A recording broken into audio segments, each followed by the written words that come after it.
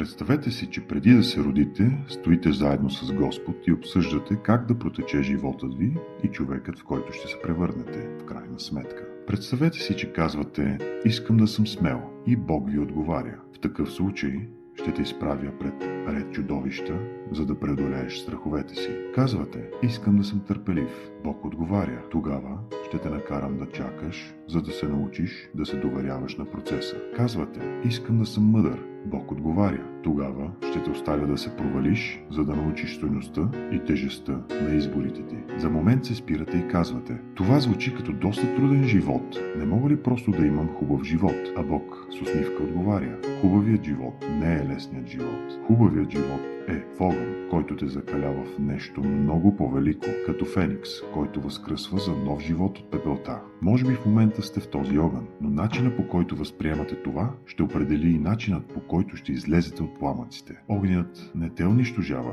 огънят те изгражда. А ти за какво помоли Господ?